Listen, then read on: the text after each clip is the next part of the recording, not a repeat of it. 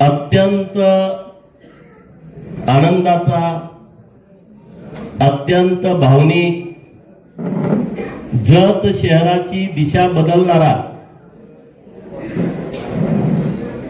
कार्यक्रम आज आपल्या कॉलेजच्या या पवित्र सभागृहामध्ये होतोय। अनेक कार्यक्रमाच्या निमित्तानं या आपल्या सभागृहामध्ये येण्याचा योग येतोय, परंतु आज जो कार्यक्रम आहे तो आगळा वेगळा आहे, आपल्या सर्वांना आनंदित करणारा आहे।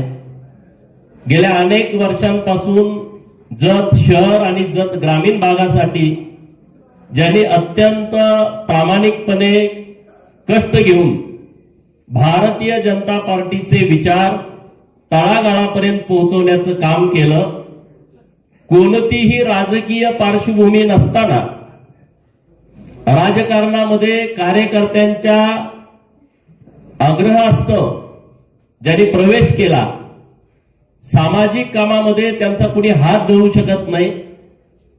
जत शहराला वेगळी ओळख देण्यासाठी वेगवेगळ्या संस्था निर्माण केल्या। नुसत्या संस्था निर्माण करून ते थांबले नाहीत, तर त्या संस्था नावारूपाला आणल्या। असे आपल्या सर्वांचे लाडके नेते आज आपल्या जत शहराचे जनतेतून 2500 मताच्या फरकाने नगराध्यक्ष म्हणून निवडून आलेले आहेत। असे डॉक्टर रवींद्र आळडी साहेबांचा सत्कार करण्याचा हा कार्यक्रम आहे। मी त्यांचं मनापासून खूप खूप अभिनंदन करतो। जत शहरातील मायबाप जनतेचं मनापासून आभार व्यक्त करतो की त्यांनी आमच्यावरती विश्वास ठेवला, भारतीय जनता पार्टी सोबत येण्याचा निर्णय घेतला आणि डॉक्टर साहेबांसारखा एक निष्कलंक माणूस, ज्या माणसाकडे व्हिजन आहे, अशा माणसाला नगराध्यक्ष पदाच्या खुर्चीवरती बसवलं आणि त्यांच्या सोबत आमचे 12 नगरसेवक निवडून दिले। त्याबद्दल जत शहरातल्या सर्व मतदारांचं मी सर्वप्रथम मनपूर्वक आभार व्यक्त करतो। डॉक्टर साहेबांच्या सत्कारासोबत एक दुसरा सत्कार होतोय, तो सत्कार एका विद्वानाचा होतोय।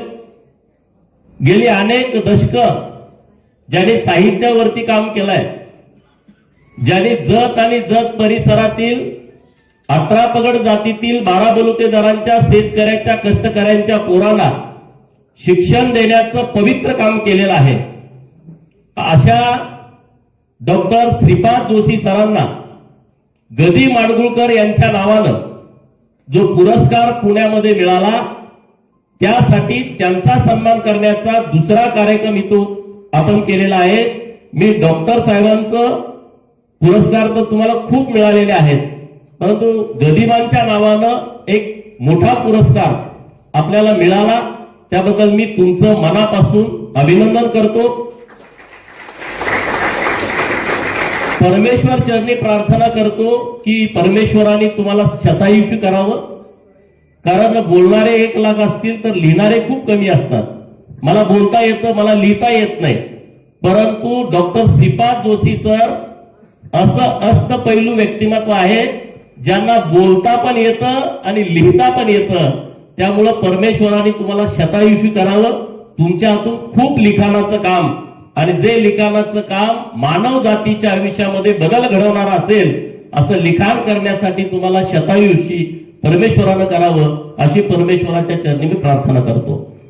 आज या कार्यक्रमाच्या निमित्तानं डॉक्टर आरडी मॅडम, डॉक्टर साहेबांचे चिरंजीव डॉक्टर ऋषिकेश आरडी साहेब, आपल्या कॉलेजचे सगळे प्रिन्सिपल, सगळा स्टाफ, डॉक्टर साहेबांच्या वरती प्रेम करणारे आपल्या संस्थेतील सर्व कर्मचारी असतील, सर्व सहकारी असतील, आणि तुम्ही सर्व विद्यार्थी, महाराष्ट्राच्या कानाकोपऱ्यातून तुम्ही आलाय, पण तुम्हाला सुद्धा अभिमान आहे, आमचे डॉक्टर साहेब आता नगराध्यक्ष झालेले आहेत। असे सर्व विद्यार्थी मित्रांनो, पत्रकार मित्रांनो, राजकारण आपण कशासाठी करतो?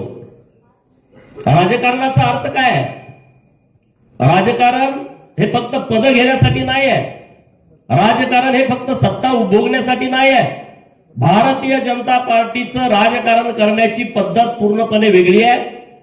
20% राजकारण 80% समाजकारण या तत्वावरती भारतीय जनता पार्टी काम करते. डॉक्टर साहेबांची तीच भूमिका राहिली आहे. आतापर्यंत त्यांनी पूर्ण समाजकारण केलंय. आता राजकारण करण्याची अधिकृतपणे संधी जत शहरातल्या लोकांनी दिली आहे. मी जत शहरातल्या सर्व लोकांना डॉक्टर साहेबांच्या वतीनं मी आश्वासित करतोय की ज्या भावनेनं डॉक्टर रवींद्र राणे साहेबांना तुम्ही नगराध्यक्ष केलाय त्या भावनेमध्ये तुमचा कुठंही अपमान होणार नाही. तुम्हाला पुढच्या 5 वर्षामध्ये एकदाही असं वाटणार नाही की आम्ही भारतीय जनता पार्टीला मतदान केलं आणि त्याचा आम्हाला काहीतरी पश्चाताप होतोय अशी अजिबात वेळ हे जत शहरातल्या लोकांच्या वरती येणार नाही.